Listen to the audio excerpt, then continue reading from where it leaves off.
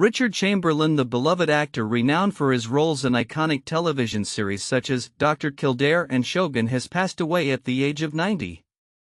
He died on Saturday night at his home in Waimanalo, Hawaii, with complications from a stroke cited as the cause, according to his spokesman Harlan Bull. Chamberlain's artistic journey spans several decades, during which he transformed from a youthful heartthrob into a respected figure in both theater and television. Chamberlain first captured the public's imagination in 1961 when he took on the role of Dr. Kildare, a character that not only showcased his boyish charm but also earned him an overwhelming fan response, reportedly receiving 12,000 letters a week during the show's 5-year run. However, he sought to break free from his pretty boy image, prompting a move to England where he honed his craft as a serious actor. His dedication paid off when he received acclaim for his portrayal of Hamlet in 1969, with critics praising his assured performance. Upon returning to the United States, Chamberlain found renewed fame in the 1980s, particularly through the miniseries format, which allowed for deeper storytelling. His role in Shogun 1980 as a dashing 17th-century romantic lead introduced him to a new generation of fans. The subsequent success of the Thorn Birds 1983, where he portrayed a conflicted priest, solidified his status as a king of the miniseries and earned him multiple Emmy nominations and 3 Golden Globe Awards. Chamberlain's versatility extended beyond television. He also graced the stage with notable performances in classic productions like Richard II and Cyrano de Bergerac. His artistry was not confined to acting alone. He penned a memoir, Shattered Love, in 2003. Where he candidly discussed his personal struggles and his eventual coming out as a gay man, a revelation that was met with acceptance by the public, reflecting changing societal attitudes. Born George Richard Chamberlain on March 31, 1934 in Beverly Hills, California, he initially pursued a degree in art history before shifting his focus to acting. His career was briefly interrupted by military service in the Army, after which he returned to California to pursue his passion. His first significant role came in 1959 on Alfred Hitchcock Presents, leading to his casting in Dr. Kildare, which catapulted him to stardom. Chamberlain's contributions to the entertainment industry were multifaceted. Not only did he appear in numerous television movies and series including Island Son and Brothers and Sisters, but he also embraced roles that pushed the boundaries of gender norms, appearing in drag on The Drew Carey Show and guest starring in Will and Grace. As his career progressed, he continued to challenge himself, taking on diverse roles and even returning to stage performances in productions like My Fair Lady and The Sound of Music. His final film appearance was in Finding Julia 2019, a testament to his enduring presence in the industry. In his later years, Chamberlain found solace in Hawaii, where he enjoyed painting and a quieter lifestyle, yet remained connected to his roots in acting. His partner of over 3 decades, Martin Rabbit, is his only immediate survivor. Reflecting on his legacy, Chamberlain once expressed a disinterest in being remembered, yet his impact on the entertainment world is undeniable. As we mourn the loss of Richard Chamberlain, we celebrate a remarkable talent whose career inspired countless actors and captivated audiences across generations. His contributions to television, film, and theater will continue to resonate, reminding us of the power of storytelling and the indelible mark one individual can leave on the world. Looking ahead, the arts community will undoubtedly reflect on his legacy as they navigate the evolving landscapes of performance and representation. In a remarkable display of artistic expression and social commentary, the band Guster recently took to the stage at the Kennedy Center, blending music with a powerful protest against the controversial takeover of the iconic venue. This unexpected fusion of performance and activism resonated deeply with an audience that has increasingly engaged with the broader cultural and political issues surrounding public spaces and artistic freedom. As the band performed, they interspersed their music with pointed remarks about the implications of the Kennedy Center's new management, which critics argue could undermine the artistic integrity of the institution. Art should be accessible to all, not just a privileged few, one member of Guster declared passionately during the concert. This sentiment echoes a growing concern among artists and audiences alike regarding the commercialization of cultural institutions. The Kennedy Center's takeover has sparked widespread debate, with proponents arguing that new leadership will bring fresh ideas and increased funding, while opponents fear a shift towards profit-driven decision-making that could marginalize less mainstream artistic expressions.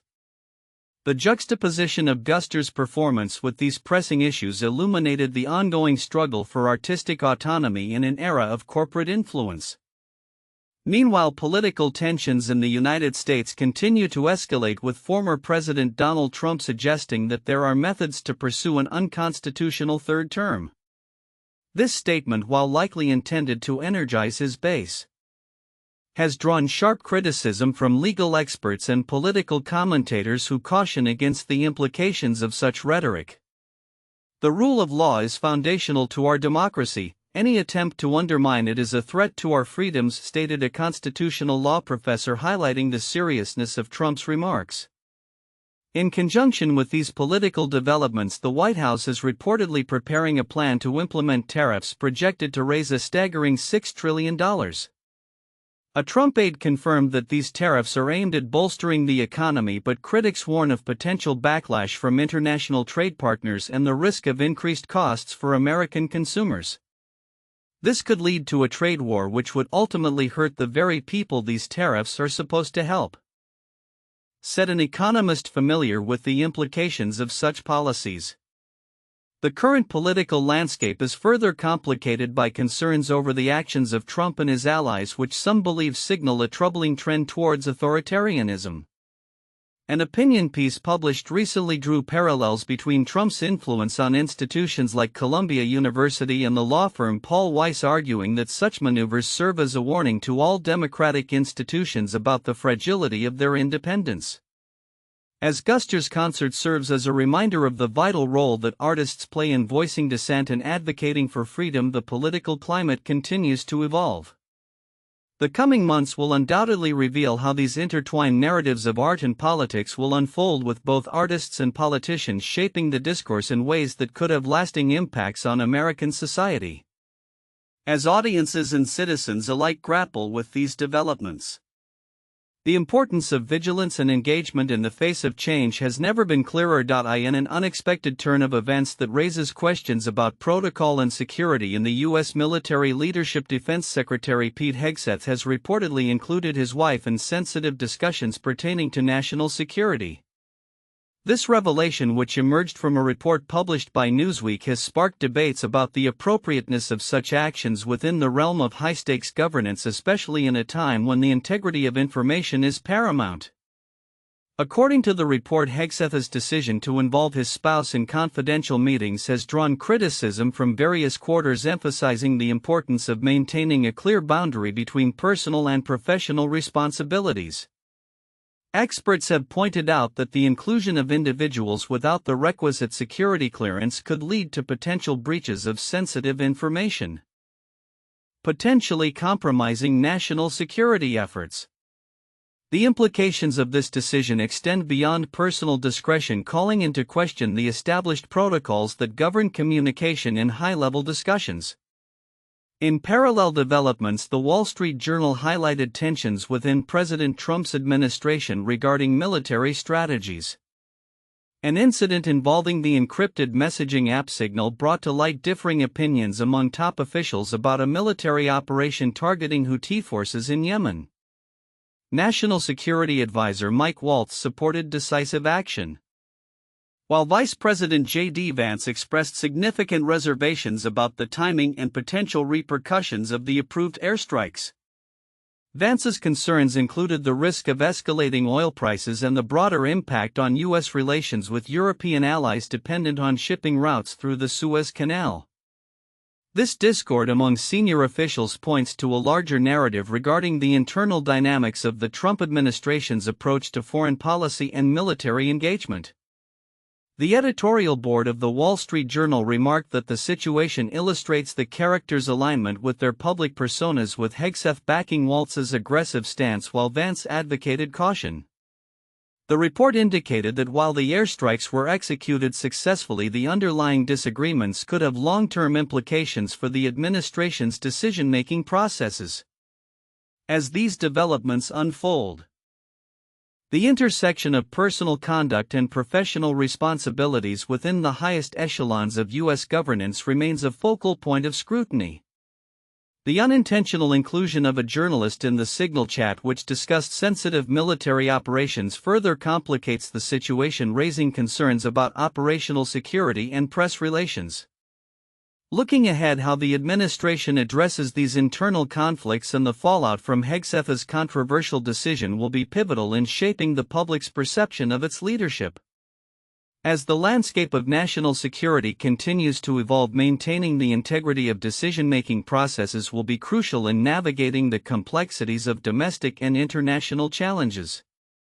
The future will likely reveal whether these incidents will lead to reforms in communication protocols or simply serve as a cautionary tale of the blurred lines between personal and professional realms in government. As the world watches the ongoing conflict in Ukraine, a potential ceasefire raises alarms among the Baltic nations, where concerns about Russia's military ambitions intensify. Defense ministers from Estonia, Latvia, and Lithuania have voiced their apprehensions that a halt to hostilities in Ukraine could lead to an increase in Russian military activity in their region.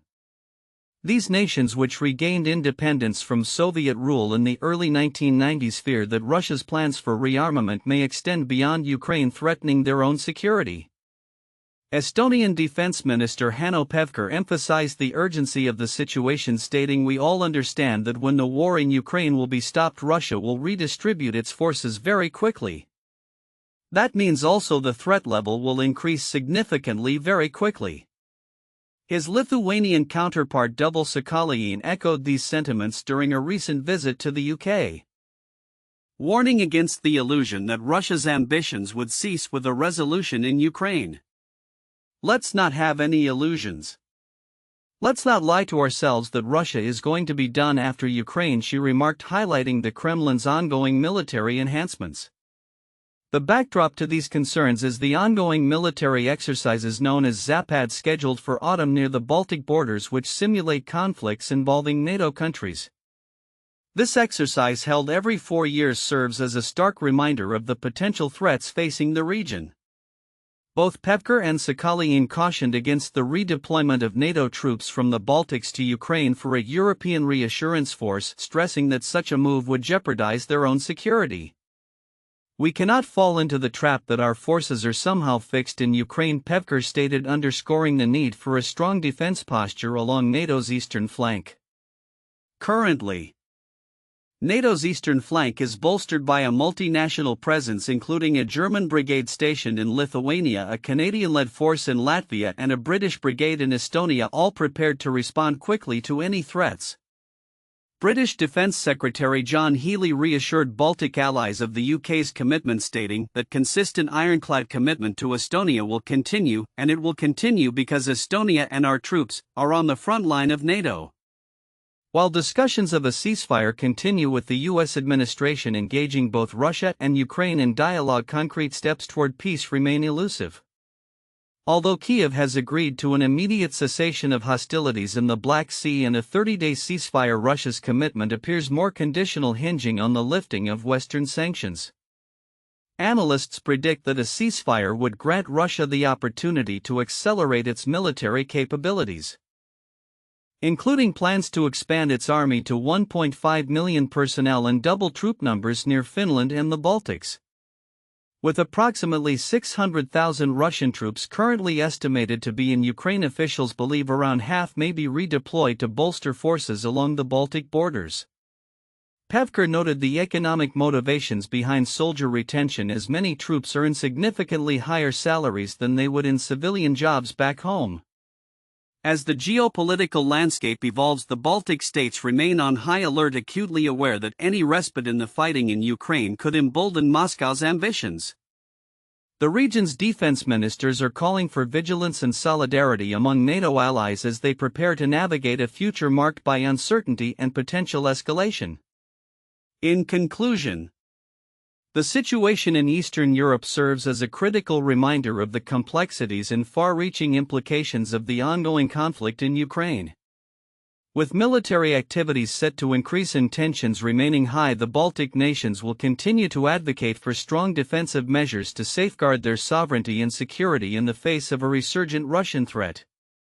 As diplomatic efforts unfold, the need for a cohesive and united response from NATO will be paramount in shaping the future stability of the region. In a world increasingly characterized by individualism and social fragmentation, the act of dining alone has become a subject of both stigma and celebration. Emma Gannon, an author and journalist, recently addressed the complex emotions tied to solo dining in her thought-provoking piece for The Guardian.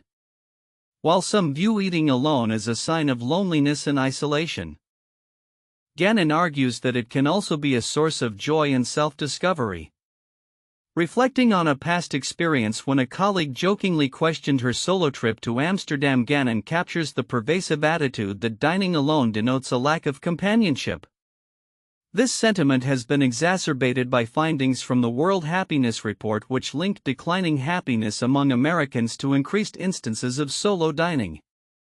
The report suggests that a lack of shared meals indicates deeper social issues such as community disconnection and loneliness. Gannon, however, counters this narrative, asserting that solo dining can empower individuals and enhance their relationship with themselves.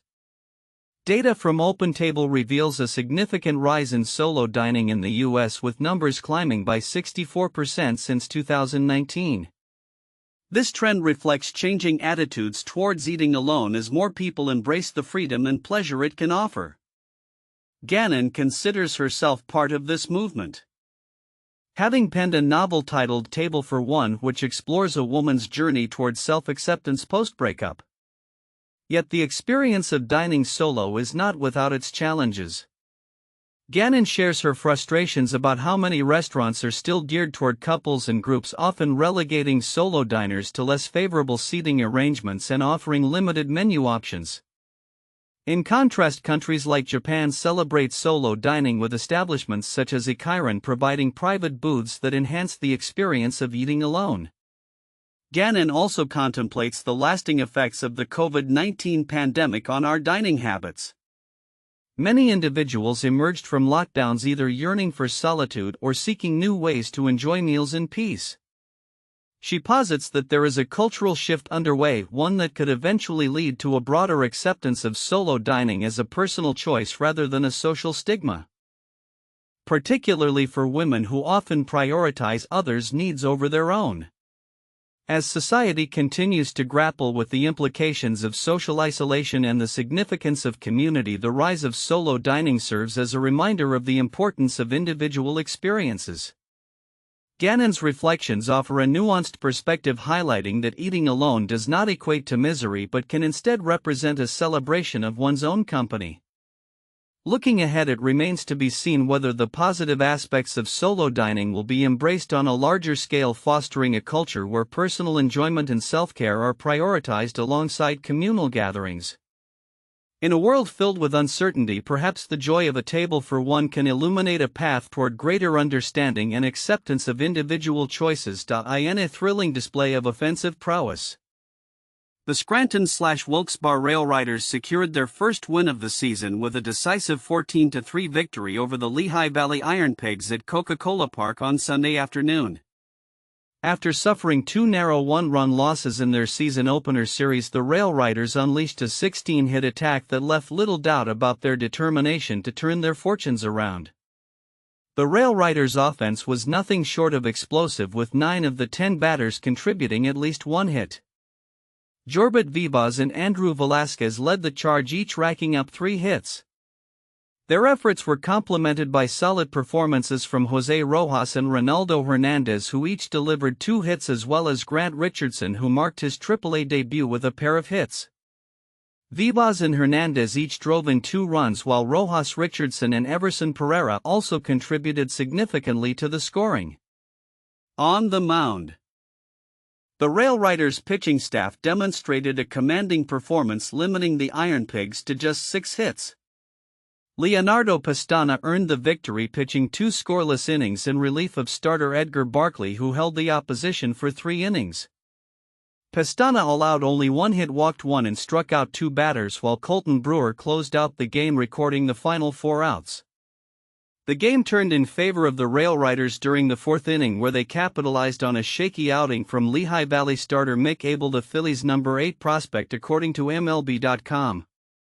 Rojas ignited the rally with a leadoff home run, followed by a series of strategic plays that saw Velasquez and Richardson contribute key hits, pushing the score to 4-0 by the end of the 5th inning.